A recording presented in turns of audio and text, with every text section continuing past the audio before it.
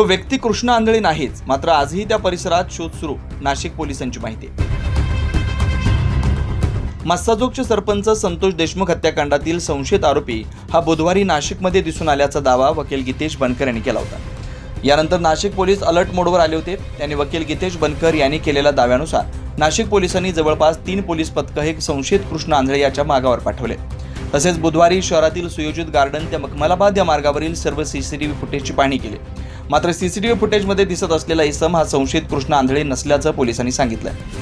काल सकाळी एका आलेल्या फोनवरून माहिती घेतली असता त्या ठिकाणी पोलीस स्टेशनचे डीबीचे अंमलदार अधिकारी त्याचबरोबर पोस्ट प्रभारी अधिकारी जाऊन त्या ठिकाणी त्या संबंधित व्यक्तीला विचारपूस केल्यानंतर त्या ठिकाणचे सीसी फुटेजेस तपासलेत, परंतु असं कुठेही त्याने सांगितलेल्या वर्णनाचा व्यक्ती फुटेजमध्ये आढळून आलेलं नाही।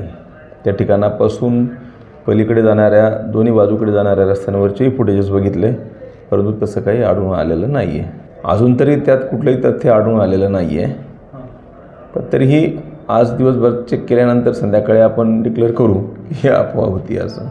पण ते दोघं सापडलेत का सर? जे नाही ती लक्ष म्हणजे ॲक्च्युली फुटेजमध्ये दिसतात ते, परंतु ती कोण होती ते काही अजून मिळून आलेले नाही आहेत। ते झोपडपट्टीतील कोणीतरी एक व्यक्ती मुलगा आहे असं कुठल्या तरी डीबीच्या अंमलदाराने ओळखलं त्याला।